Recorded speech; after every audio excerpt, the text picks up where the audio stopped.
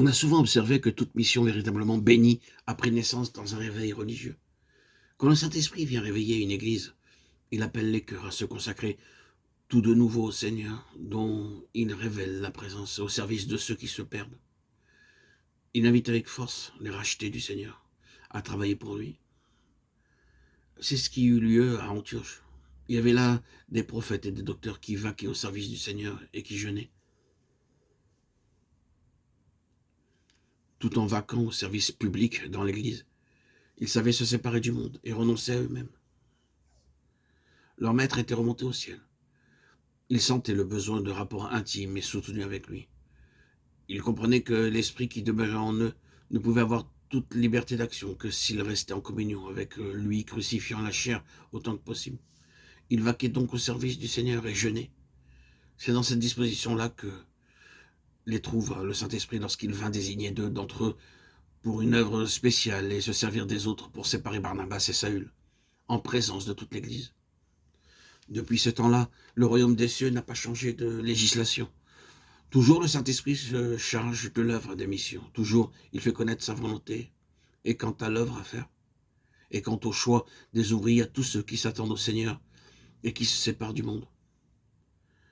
Quand le Saint-Esprit a mis à l'œuvre des hommes de foi et de prière, il est naturel qu'on admire ce qu'ils font, qu'on soit frappé de l'accord de leur conduite avec l'Écriture et qu'on cherche à les imiter. Mais il se peut qu'alors l'action de l'Esprit, la véritable consécration, le véritable amour pour Jésus ne se trouve là qu'à un très, très faible degré. C'est trop généralement un intérêt de ce genre qu'on porte aux missions. Et c'est pour cela qu'il faut recourir à tant de requêtes et de pourparlers, à tant de moyens de bas étage pour plaider la cause des missions auprès de ceux qui devraient les soutenir. On connaît le commandement du Seigneur à l'égard des missions parce qu'il est dans son livre, mais on n'écoute pas la voix de l'Esprit chargé de révéler sa présence toute puissante. Il ne suffit pas d'engager les chrétiens à prendre plus d'intérêt à cette œuvre, à prier et à donner davantage. Il y a quelque chose de plus essentiel encore. Il faut que ce soit le Saint-Esprit qui fasse revivre ce commandement du roi de gloire dans le cœur de chacun des croyants et qu'il en fasse de nouveau le signe distinctif de toute vie chrétienne.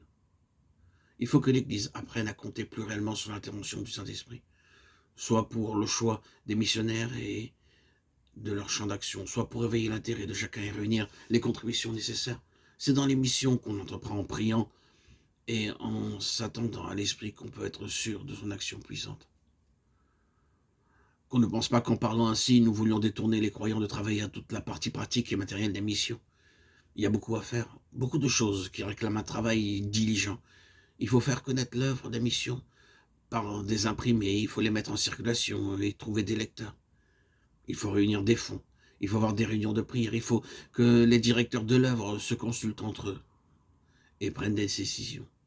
Tout cela est nécessaire, sans doute, mais on ne s'en acquittera bien et d'une manière qui plaise au maître que dans la mesure où l'Esprit sera là. Oh, puissent tous les membres de l'Église en venir à comprendre que l'Esprit a été envoyé du ciel pour être l'Esprit des missions, pour appeler et préparer les disciples de Christ à rendre leur témoignage jusqu'aux extrémités de la terre.